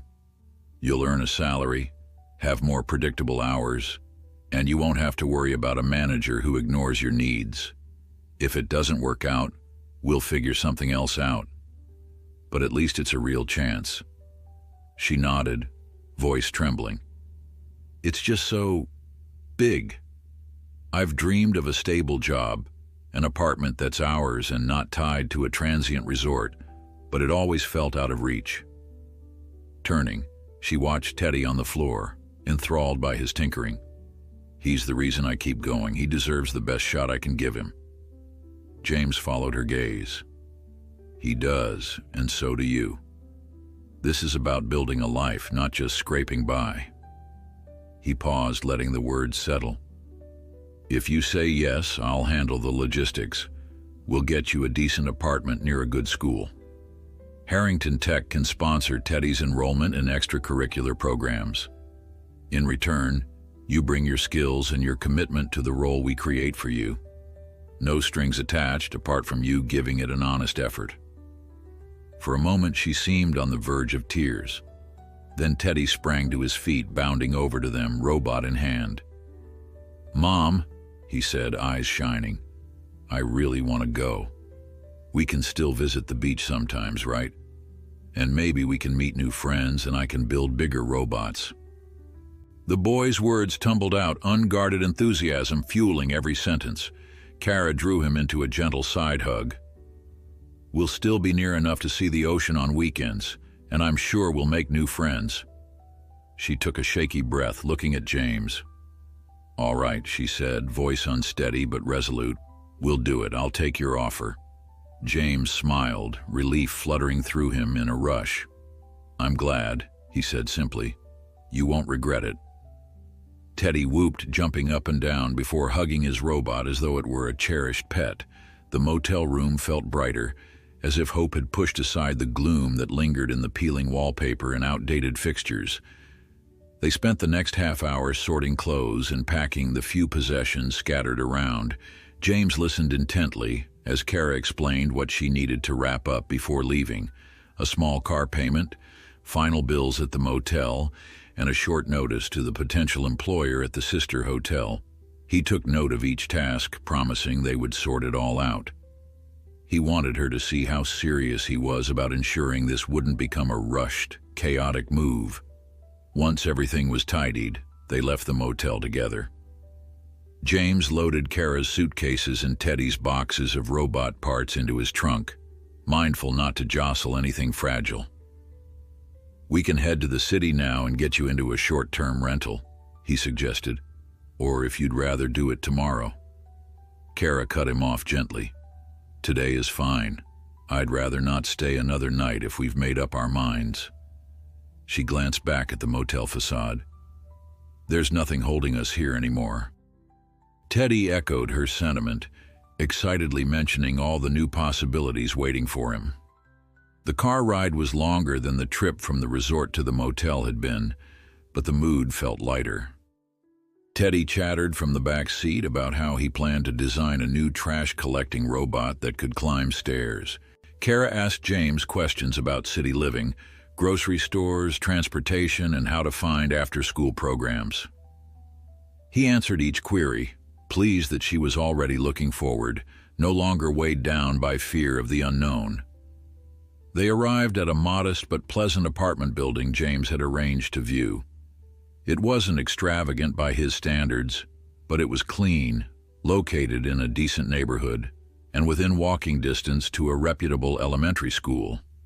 After meeting the landlord, a middle-aged woman who recognized James from magazines but politely refrained from mentioning it, they toured a small two-bedroom unit. Sunlight streamed in through large windows, illuminating hardwood floors and freshly painted walls. Teddy darted from room to room, calling out the potential uses of each space, one for sleeping, one for robotics, and so on. Kara, meanwhile, was more reserved, inspecting the kitchen cabinets and the bathroom's water pressure. James lingered by the living room window, allowing her to see the space as her own. He imagined her deciding where to place furniture, how to decorate, and pictured Teddy's inventions scattered across a sturdy table. It wasn't his penthouse nor the fancy backdrop of the resort, but the warm sense of possibility felt more like home than either place. When they regrouped in the living room, Kara turned to him, eyes full of emotion. "This is nice," she said, "really nice. It feels like we could settle here." Teddy nodded eagerly, pleading, "Can we stay, Mom, please?" She ruffled his hair. "If it's within the budget. I don't want to rely on James for rent forever." James shook his head gently. "Don't worry. I can front your initial deposit and Harrington Tech will pay you a fair wage starting day one. We'll structure it so you can gradually take over the rent. Think of it as bridging finance, not indefinite support." He paused, hoping she heard the respect woven into his offer. "Deal?" Kara swallowed, then smiled, extending a hand as if this were a business arrangement. "Deal." They shook and Teddy let out a triumphant yelp, hugging them both. In that moment, James felt a surge of warmth, unlike anything he'd experienced at corporate signings or lavish galas. This was building a future, not just forging a partnership. They spent the late afternoon filling out paperwork and coordinating basic utilities. Kara seemed initially overwhelmed, but her determination shone through. James watched, quietly impressed by how quickly she adapted, asking pointed questions and taking detailed notes. Teddy floated around, excited to claim a corner of the living room as his robotics lab, while also eyeing the bedroom where he'd likely sleep. By early evening, the landlord handed Kara a set of keys. Back outside, the sky glowed with fiery shades of red and orange. Standing near his car, James turned to Kara. "I can pick you two up tomorrow for a tour of Harrington Tech. We'll figure out a role that fits your strengths." She nodded, fiddling with the keys. "That sounds good. I'd like to see the place before I officially start." Teddy exhaled in excitement. "Yes, maybe I can see the labs where you build those big prototypes." James grinned. "Absolutely. In fact, we can arrange a short visit to our R&D floor so you can see real engineers at work." The boy's eyes widened, shining with anticipation. Turning serious, James gazed at Kara. "You know, there's no pressure to be perfect. It's okay if you need time to adjust. Nobody expects you to master everything in 1 week." She answered with a quiet smile, her voice steady. "I'm grateful for this chance, and I'll do my best, for Teddy's sake and my own. I've been living in survival mode for so long. Maybe it's time to start living with purpose." Together they unloaded the suitcases and boxes from James's trunk, hauling them into the new apartment. The place still smelled of fresh paint, and the echoes of their voices bounced off bare walls, yet hope filled each corner, as though the space recognized it was about to shelter a family stepping into a brighter chapter. When they were finished, James paused at the threshold. "I'll let you settle in. I'll be back in the morning." Teddy seized James in a fierce hug, pressing his face into James's side. "Thank you," he whispered. "You're the best." James patted his shoulder, a lump forming in his throat. "You two gave me something special too. he said, meeting Kara's eyes. "I'll see you soon." She offered him a nod of gratitude that conveyed more than words could capture. Standing in the hallway, James watched the door close behind them, his heart unexpectedly light. The entire drive home, he felt a tingling rush, as if he'd finally aligned his ambition with genuine care. His phone buzzed with updates from his CFO and other executives, but for once he allowed those messages to wait. He knew tomorrow would bring fresh challenges, introducing Kara to a workplace, ensuring her transition was smooth, and supporting Teddy's boundless energy. Yet he welcomed it all. In that quiet moment, racing down a city street illuminated by shimmering skyscrapers, James felt more accomplished than in any recent merger. He was making a difference for two people who reminded him that success is often measured in trust, hope, and shared dreams. Whether it led to a bond as strong as family or remained a profound friendship, he had finally discovered a path that brought both heart and purpose into the empire he had built.